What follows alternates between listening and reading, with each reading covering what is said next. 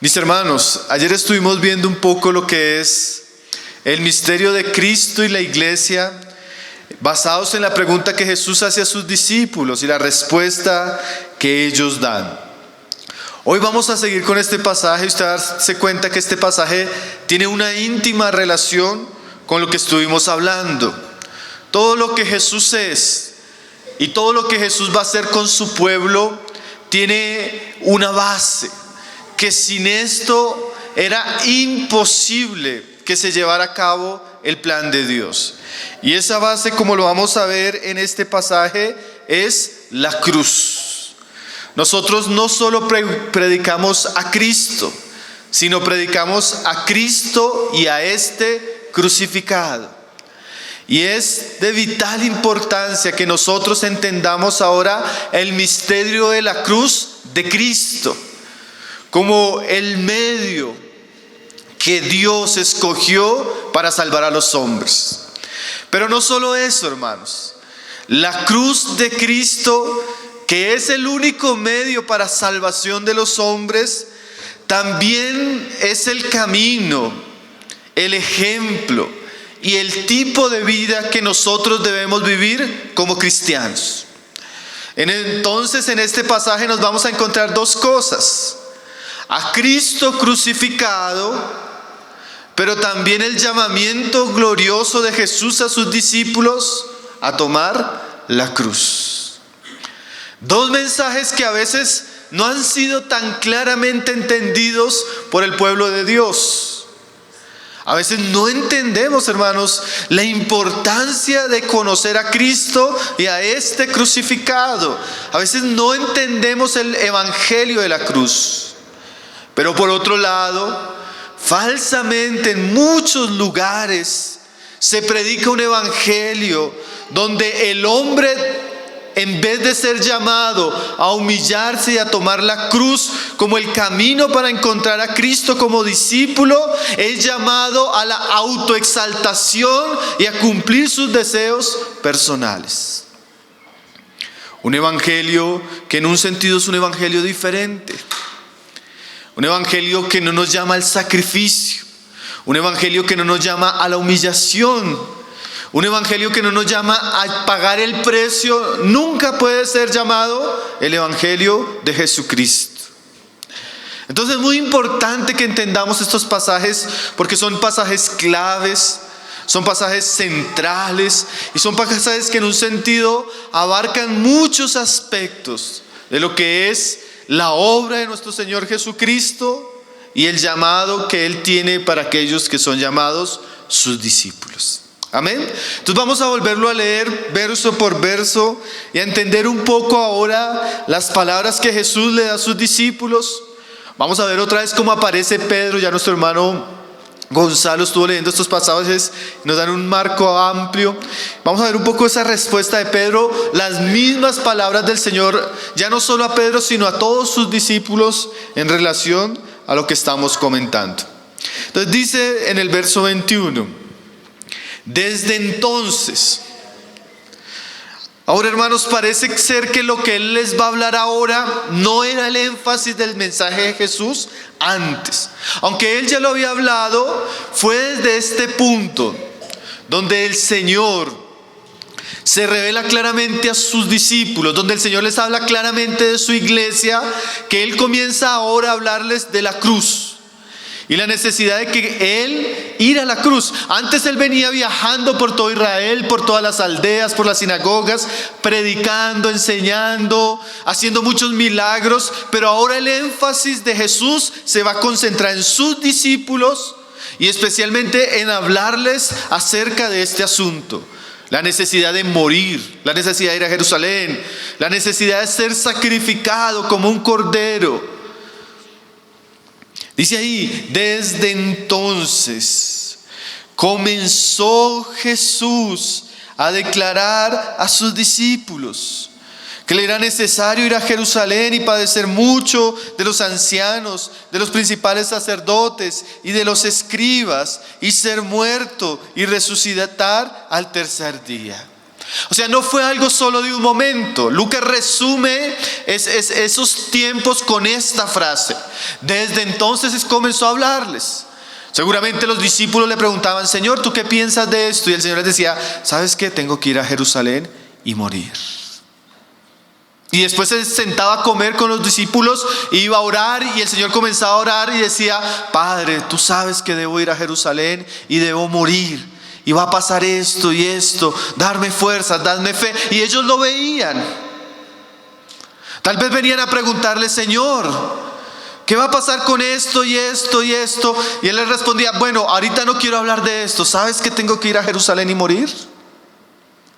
Y ese mensaje comienza a ser un mensaje que él comienza a hablarles a sus discípulos, y eso comienza a generar, como vamos a ver en estos pasajes, una confusión, una duda. ¿Cómo si este es el Mesías? ¿Cómo si este es el Hijo de Dios? Va a morir. Si él mismo ha resucitado muertos. Si el Mesías que esperamos nos va a libertar de la opresión romana, ¿cómo va a morir? Y eso se está dando en este ambiente donde Jesús pasa de estar en Cesarea a dirigirse a Jerusalén. Y él les dice ahí que le era necesario. ¿Qué significa esto de que le era necesario? Que era un imperativo, una necesidad absoluta, que era algo que él no podía evitar, que era algo que era parte esencial e inalterable del plan de Dios. Hermanos, aquí Jesús comienza a revelarnos que el propósito de él venir al mundo era ir a la cruz. Como alguien diría, él nació para morir. Esa frase, era necesario, hermanos, ¿qué nos muestra? Que aunque Jesús hubiera predicado todo lo que predicó, hubiera hecho los milagros que hizo, si él no hubiera muerto, su obra hubiera sido en vano.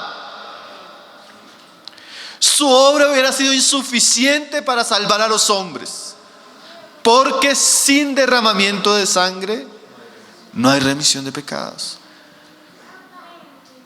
Si Cristo no hubiera muerto, no habría perdón, no habría salvación, no podríamos ser llamados hijos de Dios, no habría cielo, paraíso, perdón para los hombres. No hubiera iglesia, no podríamos cantar, no podríamos orar, no podríamos reunirnos. De nada serviría estudiar la Biblia si Cristo no hubiera muerto.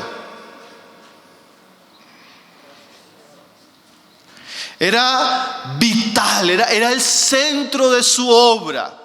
Era el púlpito donde Jesús iba a hablarle a los hombres de su amor y de su deseo de obedecer al Padre sobre todas las cosas. Pero gracias a Dios, él no solo decía que tenía que morir, sino que al final de la frase dice: y resucitar al tercer día. Antes de la gloria venía la muerte. Antes del sufrimiento venía, antes de la redención vendría el pago del precio. Pero había una esperanza: Jesús iba a resucitar. La muerte no lo podía contener. Él iba a vencer al mayor enemigo del hombre, que era la muerte. Él iba a romper las cadenas que habían caído sobre la humanidad caída. Había un triunfo, había una victoria. Hermanos, si definitivamente predicamos a Cristo crucificado, pero sabemos que resucitó, que venció la muerte, que ascendió a los cielos, que fue exaltado hasta lo sumo y que volverá. Ese es el mensaje de la cruz, el medio que Cristo asumió para redimir.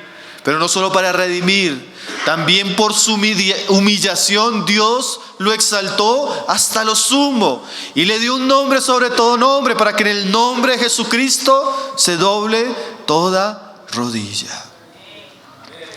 Ahora, hermanos, el mensaje de la cruz a veces es poco comprendido. Y aún para los discípulos de Cristo, los apóstoles, esto fue algo que ellos no llegaron a entender. Parece ser que aún el asunto de la resurrección fue empañado por causa de las primeras palabras. Porque mire lo que le responde Pedro. Entonces Pedro, tomándolo aparte, comenzó a reconvenirlo, diciendo: Señor, ten compasión de ti. En ninguna manera esto te acontezca. Entonces piense esto, que de un momento para otro Jesús solo habla de ir a Jerusalén y morir. Al desayuno, al almuerzo, en la noche, cuando iban a orar con Jesús, Él comienza a orarle al Padre acerca de la cruz. Cuando Él va a enseñar algo, les habla de la cruz y ellos comienzan a escuchar y no entienden, pero llega un momento que Pedro comienza a incomodarse. Pedro no entiende el asunto. Pedro comienza a sentirse: ¿cómo así que si Él es el Hijo de Dios, cómo va a morir? Si es el Mesías Salvador, ¿cómo nos va a abandonar? Va a morir. Y llega un punto que Pedro se acerca al Señor. Y esa palabra reconvenirle no es solo un asunto de que se lo dijera con solo una frase, sino habla de un diálogo constante. Y la palabra se encuentra en un acento en el griego como si le estuviera dando unas órdenes. Como si Pedro le dijera: Señor, ven, necesito hablar contigo. ¿Cómo así que vas a ir a la cruz? ¿Cómo así que estás orando al Padre para que te dé fuerza y puedas soportar el sufrimiento? ¿Cómo así que vas a ser humillado? Y seguramente el Señor le pregunta: sí, Pedro, tengo que morir. No, Señor, no puedes morir. O sea, ese reconvenir le habla de un diálogo constante, ¿sí? Usted puede ver en un sentido la presunción de Pedro queriendo corregir al Señor, ¿no? Como decía nuestro hermano, todos muy parecidos a Pedro, ¿no? No, Señor, esto no. No, Señor, no te voy a dejar ir.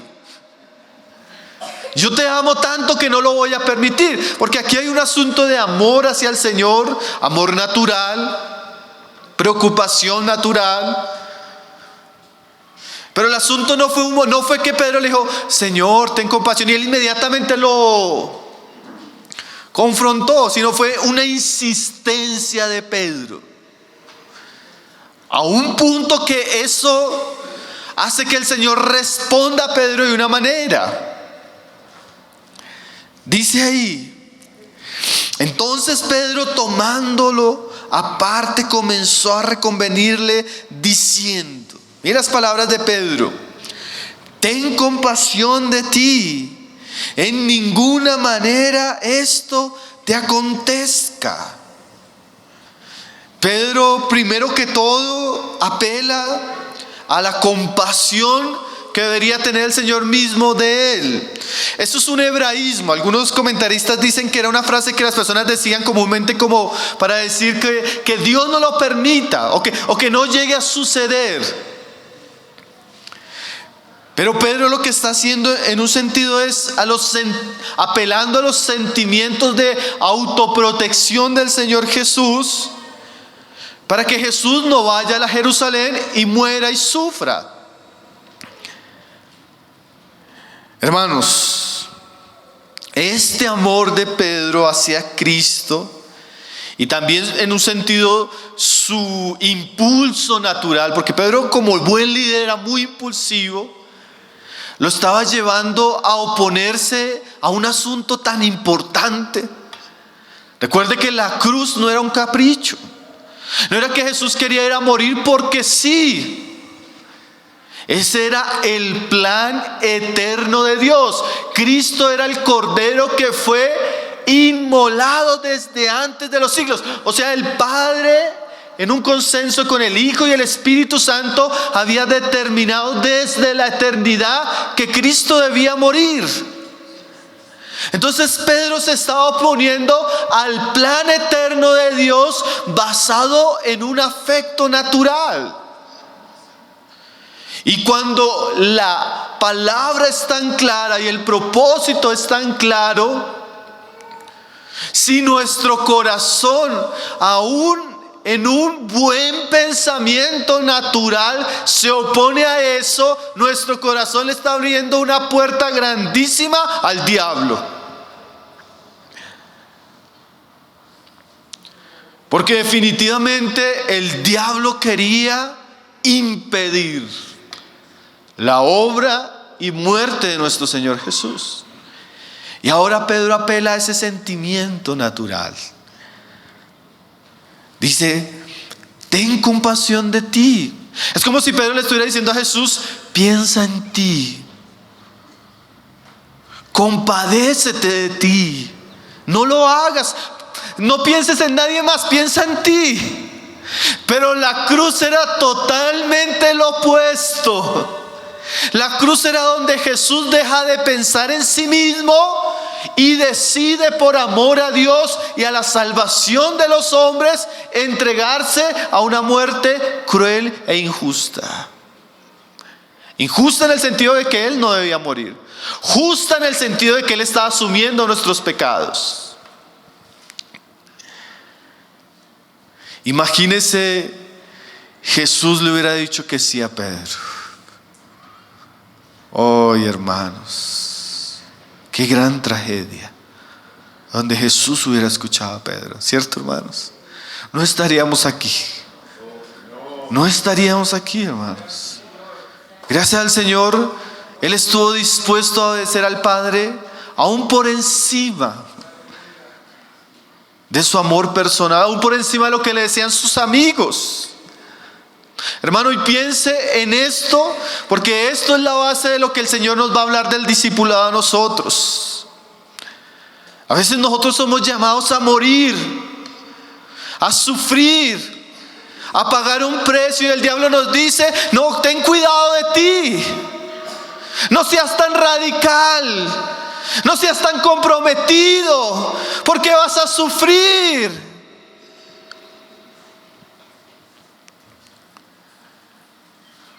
Y a veces en un amor propio abandonamos el camino de la cruz. Abandonamos el camino que Dios estableció, hermanos. Por eso el ejemplo de Jesús, no solo el ejemplo, lo que hizo Jesús es tan importante y vital para nosotros. Jesús le responde.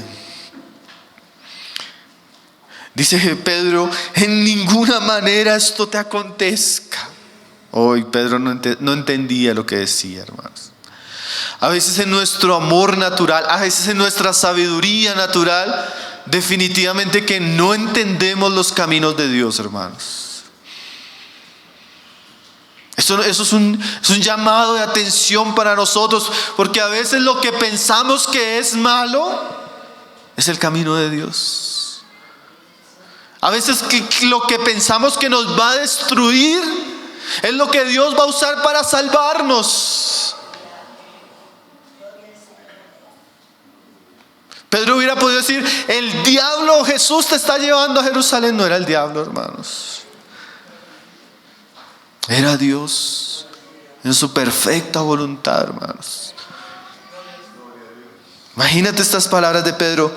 En ninguna manera esto te acontezca. Ahora miren lo que responde el Señor, mis hermanos. Ya después de tanta insistencia, recuerde que Pedro venía reconviniendo, como cuando usted tiene a alguien que le está diciendo no hagan, mire, y ya llega un punto donde usted ya no puede soportar eso que le viene diciendo. Pero él, volviéndose, dijo a Pedro, quítate delante de mí, Satanás. Me eres tropiezo, porque no pones la mira en las cosas de Dios, sino en la de los hombres.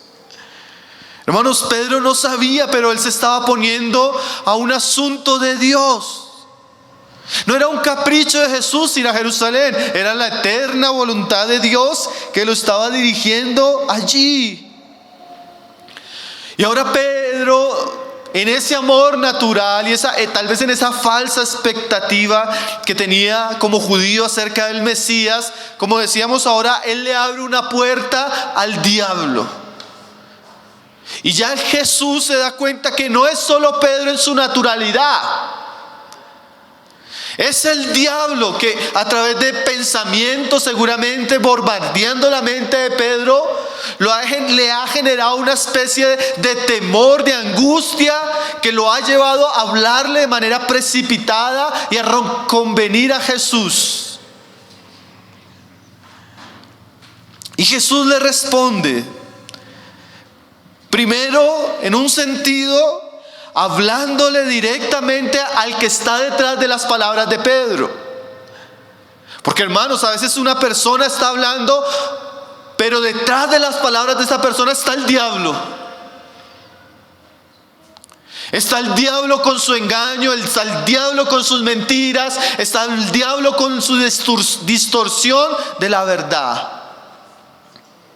Y Jesús tenía discernimiento, ¿no?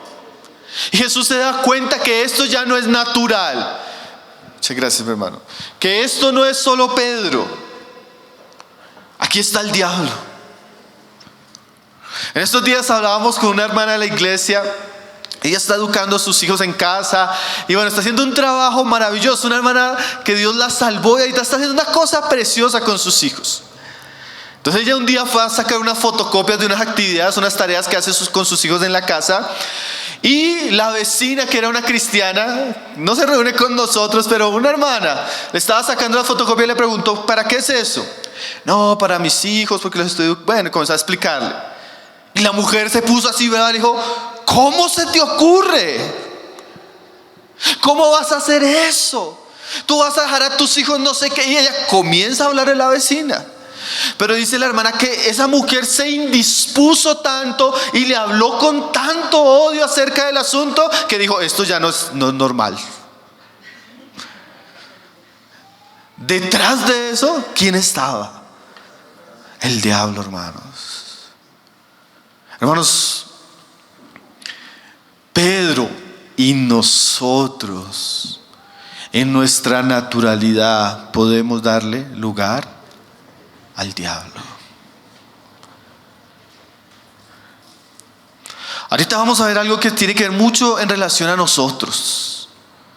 Y usted a veces se va a encontrar personas que le van a decir, no, ten compasión de ti, que esto nunca te ocurra, no hagas esto, evita. Hermanos, yo a veces he sentido, hace poco estaba hablando con alguien y nos estaba hablando un poco de cosas que estamos haciendo, predicando el evangelio, visitando, sirviendo al Señor, y la persona decía, no, pero tampoco, ten cuidado de ti, deja de preocuparte tanto en los demás. ¿Qué es eso de predicar el evangelio? ¿Qué es eso de ser tan radicales? Eso ya parece muy religioso. Y ya comenzó a tener la conversación un tono que yo dije, apártate de mí, Satanás. No le dije. Yo no le dije, pero por dentro yo sabía que el asunto ya no era normal. ¿Y saben qué, hermanos? Era un predicador. Era un predicador. Y saben que, hermanos, esto que nos muestra Pedro no nos sorprende, porque cualquiera de nosotros, hermanos, en un sentido natural, a veces queremos evitar el sacrificio, el sufrimiento. A veces miramos a la persona que tal vez Dios está tratando con una prueba de salud, con una prueba con un hijo, una prueba económica, y decimos, ten compasión de ti. Y tal vez ese es el medio que Dios está usando para hacerlo más semejante a Cristo. Y murmuramos contra Dios porque no entendemos los caminos de Dios. ¿No es así, hermanos? A los que aman a Dios, hermano, todas las cosas, decía Pablo. Miren lo que le responde Pedro, Señor, a Pedro. Quítate de la... No a Pedro, al que está en los pensamientos de Pedro, al que está usando a Pedro en ese momento. Quítate delante de mí, Satanás. Eso nos muestra algo, hermanos. Nosotros no debemos conversar con el diablo. Por eso Jesús fue tan radical. Quítate delante, yo no quiero escucharte. A diferencia de Eva, ¿se acuerda de Eva? La serpiente se le acerca y le dice: ¿con qué Dios te ha dicho? Ah, sí, me ha dicho, pero me dijo que no, que de todo, y comienza a conversar con... Hermano, nosotros no debemos conversar con el diablo. De verdad, hermanos. Cuando uno distingue que realmente es el diablo el que está usando una persona, quien sea, para hablarnos, esta conversación debe llegar a su fin. Nosotros no debemos darle lugar al diablo. A veces está el joven, llega una mujer atractiva del mundo, seductora. ¿Con qué eres cristiano? ¿Con qué te estás guardando para el matrimonio? Sí, aleluya, gloria a Dios. Pero dame tu WhatsApp y hablamos. Ay, hermano. No, a veces, hermano, yo no, casado, hermano, yo no sé por qué estoy teniendo esa tentación con esa mujer.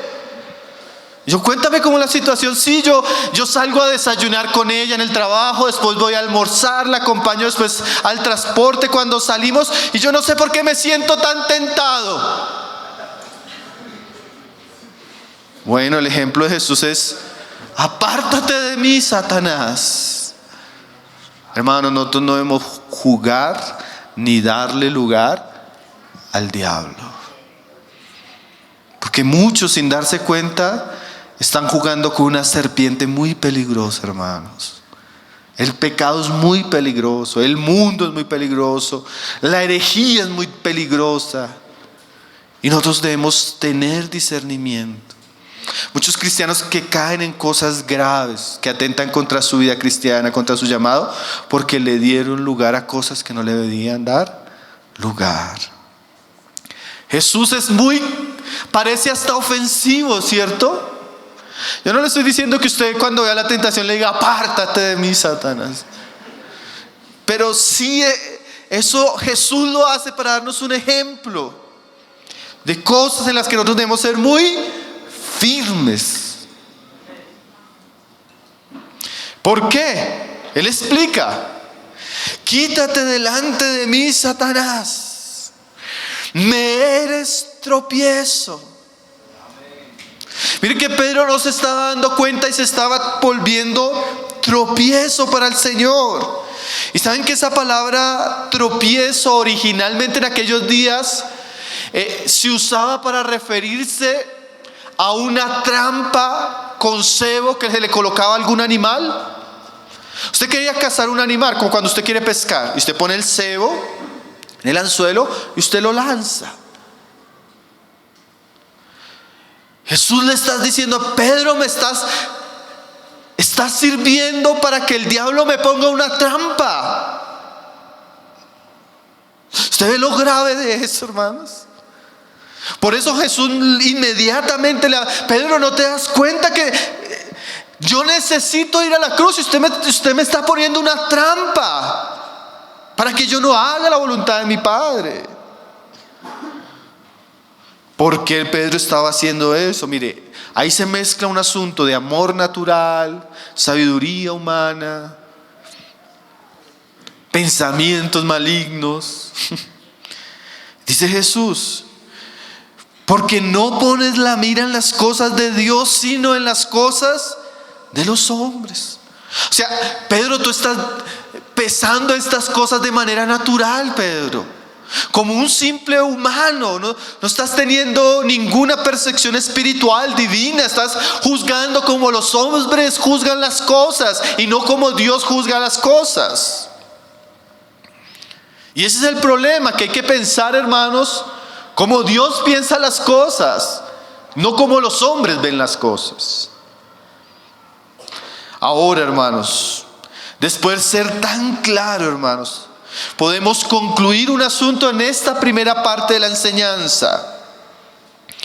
Primero, aunque para los hombres, aún antes y después, la cruz es locura, para Cristo fue su gran vocación. Él vino a morir para salvarnos a nosotros y de todo aquel que se arrepienta y crea en Él.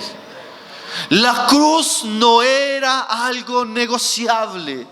La cruz es el fundamento de nuestra salvación y el fundamento de nuestra predicación. Predicamos a Cristo y este crucificado.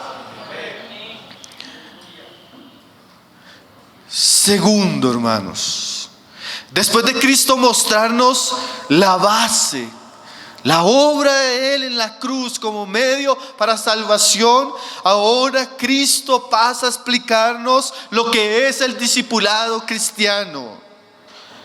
Jesús, ahora entendiendo que la inclinación natural de los hombres es evitar la cruz, es evitar el sufrimiento, es evitar la humillación, Él va a mostrarnos que la cruz de Él era el medio para salvarnos, pero también iba a ser el ejemplo de tipo de vida que deben caminar sus discípulos.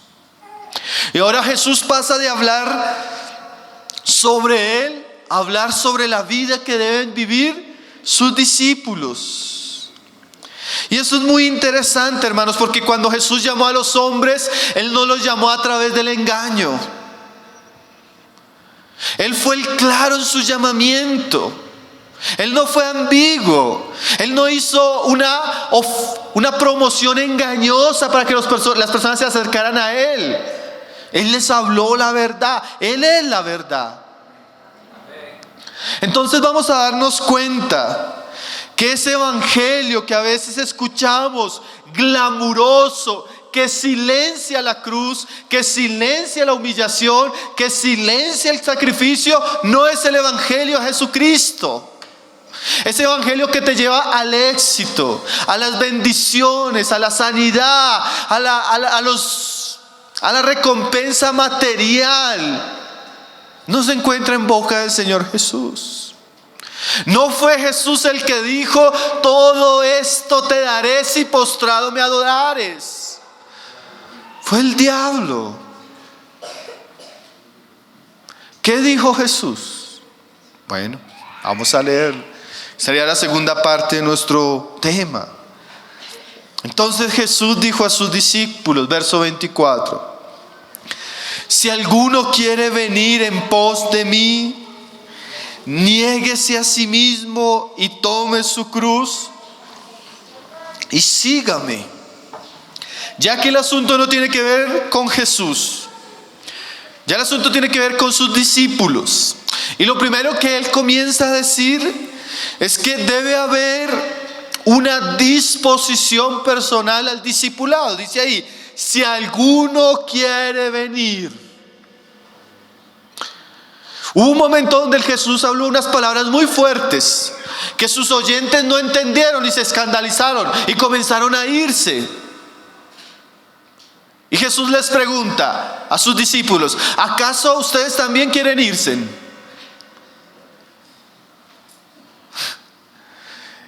Eso es muy interesante, hermanos. Porque cuando las personas comienzan a irse, por ejemplo en la iglesia, uno en algún momento va a querer retenerlas. Pero Jesús no. Aunque Él no quería que se fueran, Él mismo, en vez de atender a ellos, se vuelve a sus discípulos y les pregunta: ¿ustedes también quieren irse? Eso nos muestra que el Señor quiere que los hombres le sigan de manera voluntaria y no forzada. La fe, el discipulado cristiano, es algo que nosotros asumimos de manera personal y voluntaria. Yo no puedo ir por usted, hermano, ni usted puede ir por mí.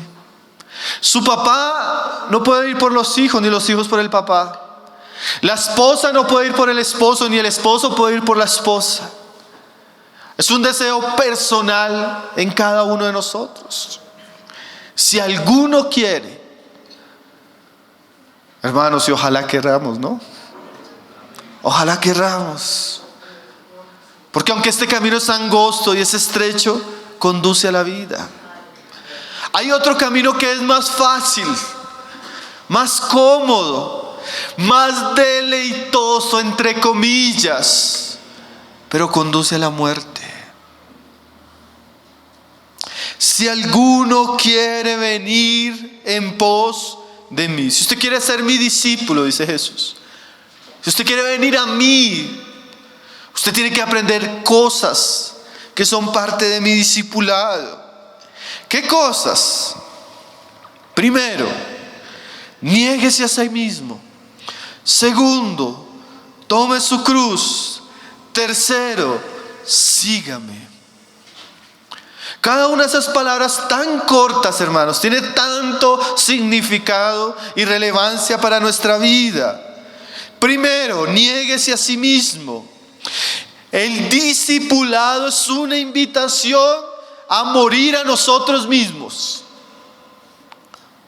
Eso es muy interesante, hermanos, porque aquí el Señor pone el sí mismo. ¿Qué es ese mismo? Nuestro yo, nuestra voluntad, nosotros como personas. Jesús dice, si tú quieres seguirme, tu yo, tu voluntad, tus deseos, tu corazón, todo lo que hay en ti, eso tiene que ser puesto en un altar.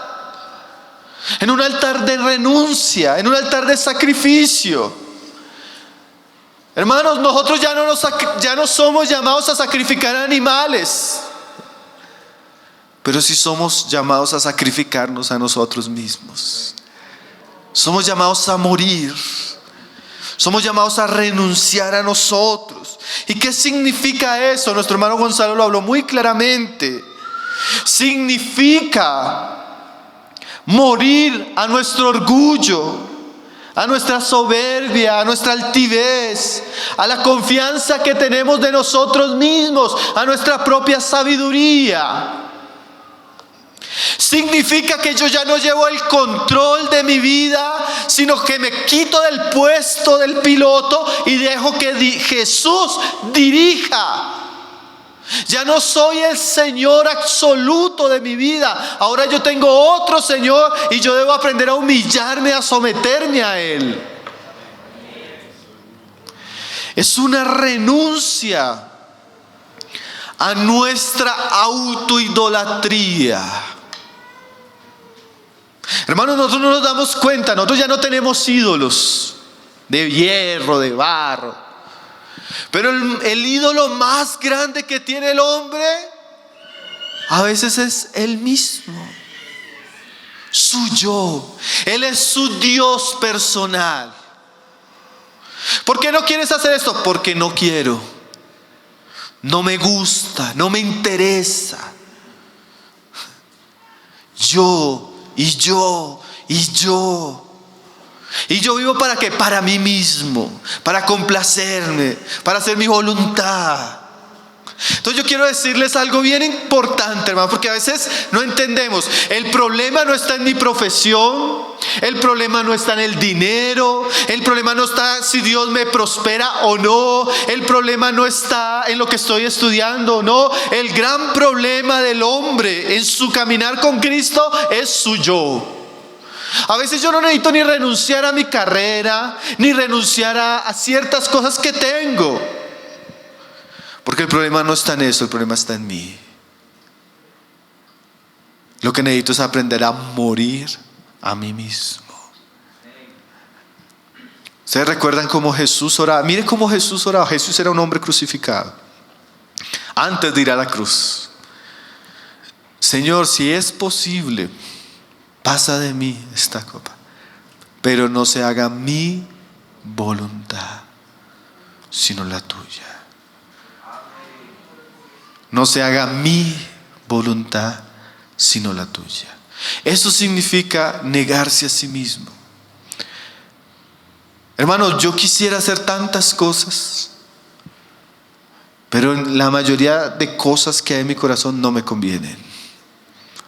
No son de acuerdo al plan de Dios. No me edifican.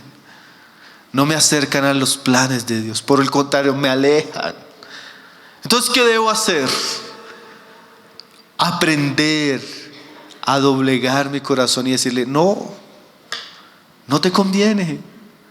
No eres el Señor. No vivo para complacerte. Eso es negarse a sí mismo, hermanos. En estos días hablábamos con una chica, una nueva creyente, en una relación que nosotros nos sentamos, estuvimos orando, viendo por la palabra, con la familia, y nosotros ahí en el tiempo de consejería le dijimos, esa relación no nos cuadra, no es cristiana la relación, ¿no? Y la chica dice, hermanos, yo lo que quiero es seguir a Jesús, no importa lo que tenga que dejar, yo lo que quiero es seguir a Jesús. Eso es negarse a sí mismo, hermanos. Poner en la cruz nuestro yo, nuestra voluntad, para desear hacer la voluntad de Dios sobre todo. Si usted no aprende a negarse a sí mismo, no va a poder caminar con Jesús. Ni yo tampoco. Es imposible, hermanos. Porque el Señor no comparte su gloria, ni su trono. Y en el corazón de nosotros debe haber solo un Señor, y ese es Cristo. Si queremos seguir a Jesús, Jesús fue claro, tienes que aprender a negarte. ¿Te acuerdas que Pedro decía, no, ahí volvemos a la conversación, que no te ocurra esto, ten compasión de ti? ¿Qué estaba Pedro haciendo? Alimentando el yo. Hermano, a veces nosotros no queremos sufrir, no queremos renunciar, no queremos pagar el precio. Tenemos unido lo que se llama el yo y lo consentimos. Nadie tiene compasión de nosotros, pero nosotros sí tenemos compasión de nosotros mismos. Como dijo Madame Guyon, aunque nadie nos ame, no hay nadie que nos ame más a nosotros que nosotros mismos. Por eso nos cuesta tanto renunciar, hermanos. Pero Jesús le está diciendo a sus discípulos, ustedes no solamente, porque ellos lo iban a ver, ustedes no solamente me van a ver ir a la cruz, ustedes también que van a tener que ir a la cruz. Y tal vez no es una cruz física, hermanos. Es una cruz donde vamos a renunciar en nuestro corazón a nuestra voluntad para hacer la mejor voluntad, la voluntad de Dios, que es la que más nos conviene. Yo le voy a decir, hermano, como lo va a explicar más adelante Jesús, en la vida cristiana, perder no es perder. Morir no es morir. Cada vez que usted está perdiendo por amor a Cristo, lo que está haciendo en realidad es ganando. Cada vez que usted está muriendo en relación a Cristo, lo que usted está haciendo es viviendo.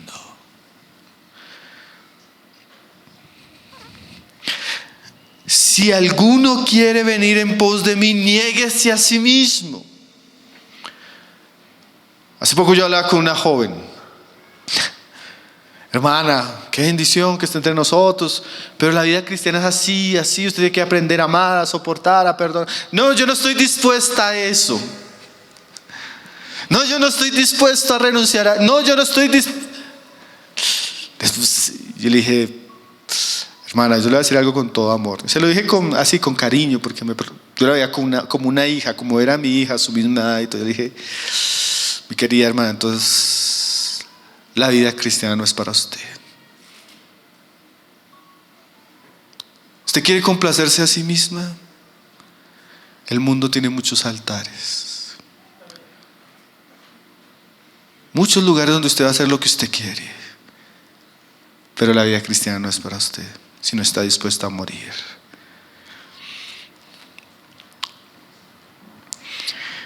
Tremendo, ¿no, hermanos?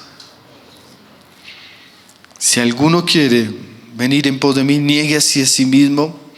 Segundo, tome su cruz. Hermano, usted ha dicho, esto se puede ver de tantas maneras. Pero el tomar la cruz para los judíos, hermano, para los cristianos la cruz tomó un significado muy importante después de la muerte. Pero para los judíos la cruz era algo terrible, hermanos. Algunos historiadores cuentan que en una rebelión que hubo por las aldeas donde vivía Jesús cuando niños, los romanos crucificaron a 2,000 hombres. De la manera más cruel, de la manera más Y Jesús seguramente veía esos cuerpos ahí colgados, humillados, desnudos, muertos por una rebelión que hubo en esos días. La cruz en aquellos días era un instrumento de muerte cruel. La cruz hablaba de cuando ellos veían como judíos a un hombre que llevaba una cruz, ellos pensaban: Señor, va a morir. ¿Qué significa la cruz para nosotros? La cruz inevitablemente nos llama a la muerte. ¿Pero qué muerte? No necesariamente, aunque muchos de estos cristianos, por lo menos los apóstoles que escucharon esto, vivieron literalmente esa muerte física. Es esa disposición a morir, pero ¿a morir a qué? Claro, la muerte de mártir, de entregarlo todo por Cristo. Pero las Escrituras nos muestran que hay muchos aspectos de esa cruz en la cual de verdad nosotros debemos considerarnos crucificados y morir cada día en unión a la obra de Cristo. Yo les voy a dar algunos ejemplos de versos para que usted vaya entendiendo un poco lo que quería decir Jesús. Por ejemplo, Pablo dice en Romanos: muertos al pecado. El hombre delante del pecado es como un hombre crucificado, como un hombre muerto. Si usted quiere seguir a Jesús, usted tiene que considerarse y alzar la cruz y verse como un muerto ante el pecado, ante el mundo, ante el diablo. Hay una historia, la historia de Agustín, me gusta mucho, que de pronto retrata esto que Jesús quería decir. Agustín fue un hombre muy inmoral. Los que conocen su biografía, fue un hombre terriblemente inmoral. Un hombre que frecuentaba bares, meretrices, un hombre borracho, entregado a los excesos. Pero era un gran filósofo, era muy conocido, pero era muy inmoral. Y un día Agustín, gracias a las oraciones de su madre y a la predicación del evangelio, se convierte. Y Agustín cuenta después que un día iba pasando por una plaza y una mujer comienza a llamarlo: Agustín, Agustín. Y él comienza a mirar y la reconoce, era una mujer de su pasado, era una meretriz. Y la mujer comienza a llamarlo: Agustín, ¿no te acuerdas de mí? Y la mujer va detrás de Agustín y lo toma del hombre y lo coge: Agustín, ¿no te acuerdas de mí? Y Agustín le responde: Agustín murió. Agustín murió, fue crucificado. Ese Agustín ya no existe. Hermanos, debemos considerarnos como muertos al pecado. Debemos tomar la cruz cada día, hermanos. Ya fuimos crucificados, hermanos. Ya no podemos vivir en nuestros deleites, en nuestros pecados. Cuando el mundo viene y te dice: Pablo David, ese Pablo David ya no murió, fue crucificado. Cuando la tentación, el pecado viene a ti y te llama, tú debes mostrarle la cruz: estoy muerto, ya no vivo. Hermanos, como discípulos de Jesucristo, debemos morir cada día. Porque ¿usted cree que esa mujer que gritaba Agustín no volvió a insistir? El pecado es muy insistente, hermano. El mundo es muy insistente. Por eso la cruz se toma cada día. Cuando sus compañeros de trabajo lo llaman: Agustín, Agustín, vamos a celebrar. Ese Agustín murió, ya no visita tabernas, ya no toma, ya no fuma, ya no tiene otras mujeres. Cuando usted abre el internet y viene el internet con toda su influencia y sus influenciadores, usted tiene que decirse a sí mismo: estos ojos ya fueron crucificados. Ya no tengo por qué estar en esto. Ya no tengo por qué seguir esto. Fui muerto en la cruz, con Cristo juntamente crucificado, y ya no vivo. Cada vez que ese hombre quiere resurgir, usted tiene que ponerle la cruz, hermano. Porque a veces estamos en nuestra casa, ¿no? Y nuestra esposa nos dice algo y ese hombre quiere resucitar. O esa mujer quiere resucitar. Tiene que decirle: viejo hombre, estás crucificado, necesitas callarte. Hermanos, la cruz es diaria, ¿cierto? Todos la necesitamos. La cruz es como un cuchillo que le debemos enterrar constantemente a nuestra carne.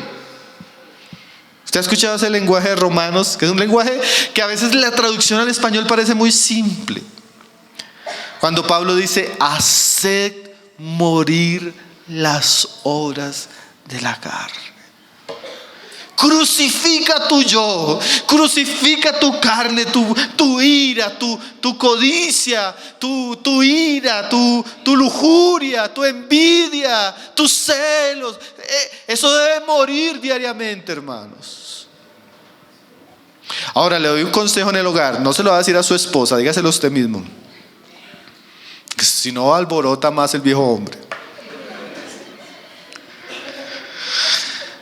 Tomar su cruz es una referencia a la muerte que debemos aplicar diariamente a aquello que es contrario a Dios. Nosotros fuimos crucificados al viejo hombre, el pecado, su carne, sus manifestaciones. Fuimos crucificados para el mundo, hermanos. ¿Qué significa eso? ¿Qué misterio, hermanos? Estos son pasajes que contienen unos misterios maravillosos. Hermano, ¿cuántos planes tiene el mundo para un muerto?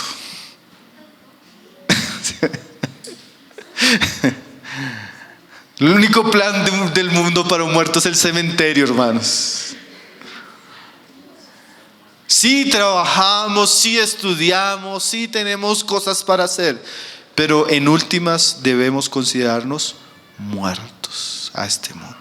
Ya no somos de este mundo, hermanos. No vivimos para este mundo. Si Dios nos da o no nos da, no es el anhelo de nuestro corazón, porque ya no somos de este mundo, hermanos. Estamos muertos. Tenemos una patria celestial, ¿no? Vivimos para algo mucho más allá de lo que ven nuestros ojos. ¿Por qué vamos a decir eso? Por las siguientes palabras de Jesús, hermano. Se va a entender mucho lo que Jesús va a decir después de esto, con esto que estamos mencionando. Entonces, si alguno quiere venir en pos de mí, niéguese a sí mismo y tome su cruz. Y el tercer asunto: y sígame. El discipulado es una invitación a una relación personal con Jesucristo. Jesús espera de sus discípulos que ellos sean sus seguidores. Caminen con Él, aprendan de Él, le obedezcan a Él, le amen a Él. Sígueme. En un sentido, todo hombre está siguiendo algo. O está siguiendo el mundo, o está siguiendo su propio corazón, o está siguiendo su carne, o está siguiendo al diablo, o está siguiendo la cultura. Algo está siguiendo. En un sentido, todos están caminando en dirección de algo. Ahora Jesús le hace una invitación a sus discípulos: síganme a mí, escúchenme a mí, búsquenme a mí, ámenme a mí, obedézcanme a mí. No es suficiente renunciar a nosotros mismos y no es suficiente solo morir cada día. Necesitamos mantener una relación constante, viva con Cristo. Y la mejor manera de explicar esa relación, ¿sabe con qué palabra se puede definir? Oración. Oración, hermanos. El cristiano debe mantener una relación íntima, diaria y constante con su Señor. Es en esa relación donde recibimos fuerza, ¿cierto, hermanos? Es en esa relación donde somos vivificados, fortalecidos, animados, consolados. El cristiano debe disciplinarse, crecer en esta maravillosa oportunidad que Dios le da de tener comunión con su Hijo. Alejados de Cristo, hermanos, nada podemos hacer. El Señor nos llama en su discipulado a caminar con Él. Y Él hace algunas, podríamos llamar, conclusiones finales a lo que les está enseñando a sus discípulos.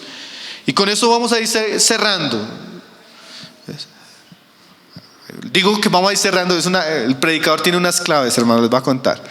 Cuando uno dice vamos cerrando, el que está durmiendo como que dice, uy, ya van a terminar, entonces despierta. Entonces a veces una clave no necesariamente quiere decir que voy a terminar ya. Me estoy dirigiendo al final. Ya después no le van a creer a los hermanos cuando digan que ya vamos cerrando. 16:25 dice, aquí hay una explicación de lo que el Señor viene hablando. No desvincule esto, hay un porqué. Dice el 25, porque todo el que quiera salvar su vida, la perderá. Y todo el que pierda su vida por causa de mí, la hallará. Aquí el Señor dice algo bien importante, hermanos, que parece como una paradoja, ¿no? El que quiera salvar va a perder, pero el que pierda va a salvar. Eso parece una ecuación rara para nuestra mente, pero es muy cierta en lo que Jesús viene diciendo.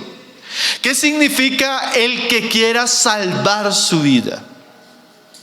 Salvar su vida en este contexto es aquel que, desobedeciendo a Dios y su voluntad, decide vivir para sí mismo,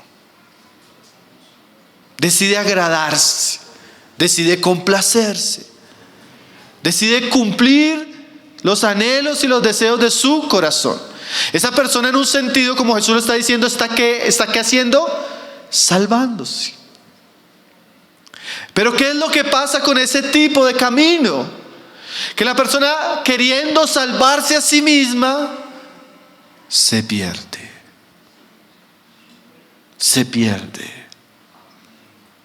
Porque siempre que escogemos estar en contra de Dios, estar en contra de Cristo, estar en contra del Evangelio, estar en contra de la verdad, siempre va a ser un camino de muerte. Aunque tenga algunas recompensas temporales, como el placer o otras cosas, siempre que yo escojo desobedecer a Dios, estoy escogiendo la muerte, hermanos.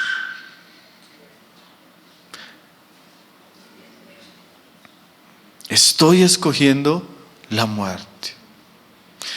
Así como un ejemplo, a mí me gusta usar ejemplos para que los hermanos entiendan un poco el asunto. Recuerdo hace muchos años, yo era bien joven y había una hermana en la iglesia. Y la hermana se entró en una relación con un incrédulo. Los hermanos, los papás le hablaron, la familia le habló. Tremendo, Dios le habló de muchas maneras. Y ella dijo, no, yo lo amo y no voy a renunciar a él. Antes de casarse, mire lo tremendo, antes de casarse, una hermana de la iglesia que la quería mucho, una hermana mayor, tiene un sueño con ella. Y ella ve a esta mujer con el vestido de novia en la cama y a su esposo con un látigo, latigándola en la cama.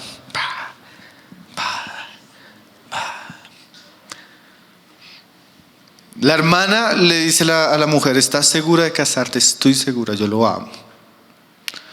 Ella no le contó el sueño, hermanos, que ya le habían insistido tanto que a los meses, hermanos, esta hermana viene a contarle a la misma hermana que tuvo el sueño. Hermana, no sé qué hacer. Este hombre es un impío. Este hombre no me ama, no me respeta, me está golpeando. Ella amó más a un hombre, una relación, que a Dios.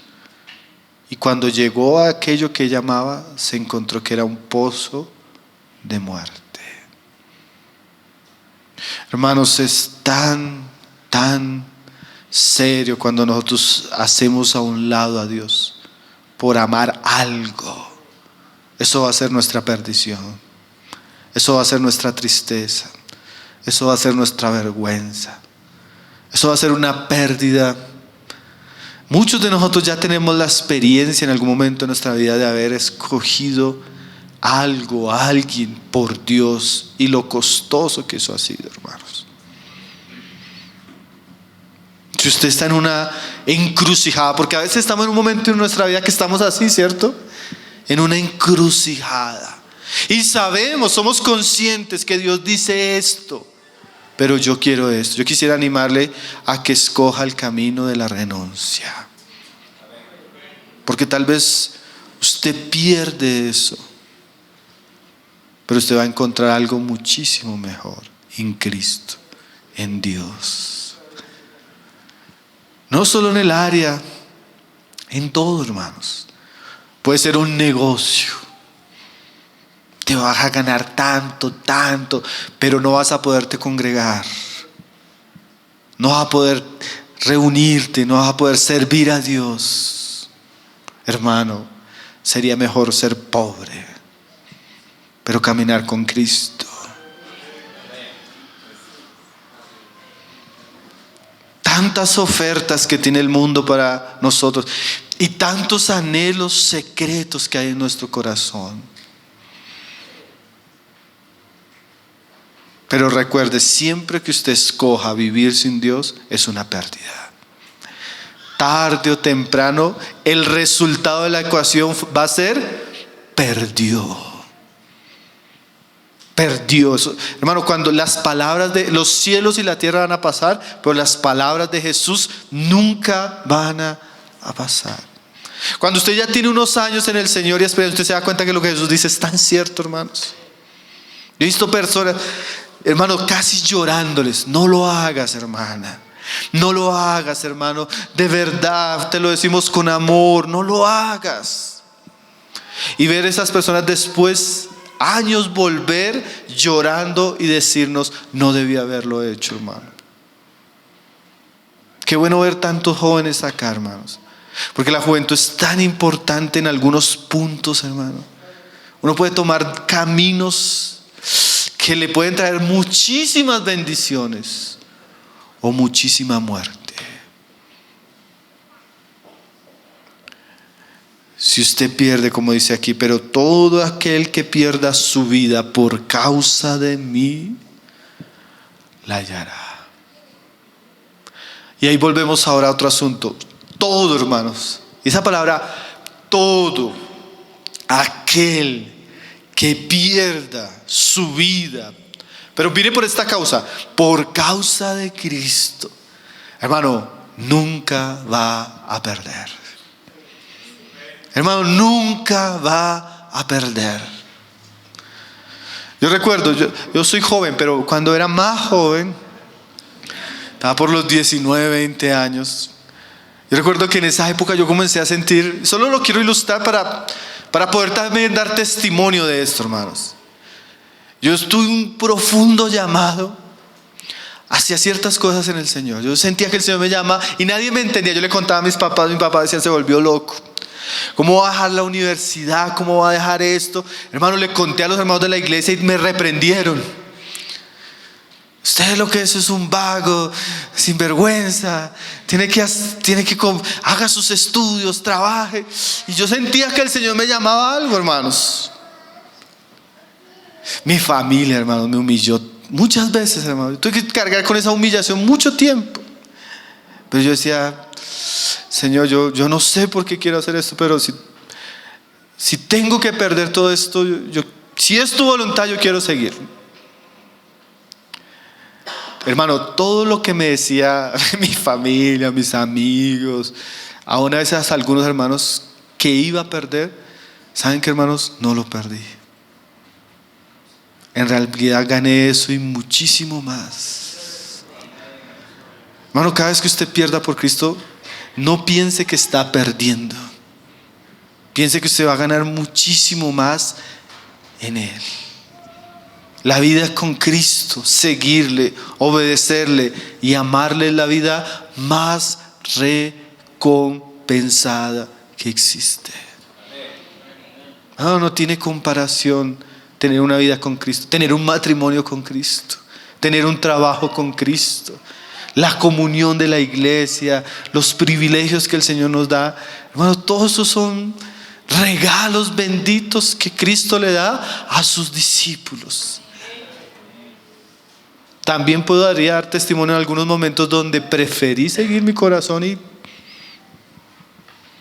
sufrí mis malas decisiones. Pero si usted es joven, si usted es jovencita, ustedes como familia deciden seguir a Cristo, amar a Cristo y perder por Cristo, hermano, usted no está perdiendo. Usted realmente está ganando mucho. Dice el verso siguiente, porque sigue con la idea: ¿qué aprovechará el hombre si ganare todo el mundo y perdiere su alma? ¿O qué recompensa dará el hombre por su alma? Hermanos, el éxito en términos naturales. En términos naturales, el éxito, ¿qué puede ser? Dinero, viajes, bienes, fama, gloria. Usted pudiera traer al hombre más rico de este mundo, más exitoso de este mundo. Si ese éxito, si esas bendiciones le han hecho abandonar a Cristo y renunciar al Evangelio, usted se está encontrando con una persona que ha hecho el peor negocio de su vida. Porque aunque lo ganó todo, se perdió a sí mismo. Hermanos, mire esa pregunta tan seria: ¿qué recompensa dará el hombre? ¿Ustedes creen que cuando llegue el tribunal, el trono blanco, y los muertos resuciten y sean presentados cada uno delante de Dios, usted qué cree que Dios le va a decir a aquel hombre que le diga: no, yo menosprecié la sangre de Cristo, la tuve por inmunda, afrenté el Espíritu de gracia, pero tuve mucho dinero, ¿cuánto vale la salvación? ¿Usted cree que el hombre con todo su dinero en ese momento va a comprar su salvación? ¿Usted cree que para Dios le interesan los títulos, la fama?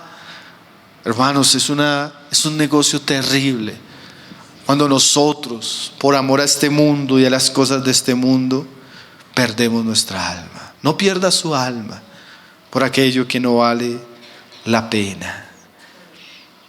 Porque algún día, como dice el pasaje 27, porque el Hijo del Hombre vendrá en la gloria de su Padre con sus ángeles, y entonces pagará a cada uno conforme a sus obras. No olviden, mis hermanos y hermanas, personas que vienen tal vez a escuchar el Evangelio por primera vez, todos compadeceremos ante el tribunal de Cristo.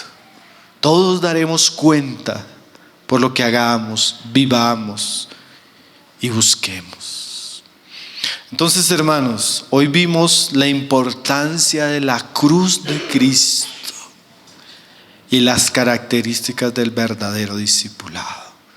Es muy diferente a veces a lo que se predica del Evangelio para los cristianos, ¿no? Ven, Dios te va a complacer tus deseos, Dios te va a dar, un evangelio diferente al que Jesús predicaba. Que el Señor nos enseñe y su palabra pueda dar fruto en nosotros. ¿Amén? Vamos a orar, mis hermanos. Perdón, yo generalmente siempre soy de 1 hora. Me disculpo por los 12 minutos que me pasé. Padre, te damos gracias, Señor, por tu palabra, Señor. Tu palabra bendita, Señor. Tu palabra maravillosa. Tu palabra que nos alumbra el entendimiento, Señor. Tu palabra que nos enseña el camino, Señor. Tu palabra que nos muestra a Cristo, su obra,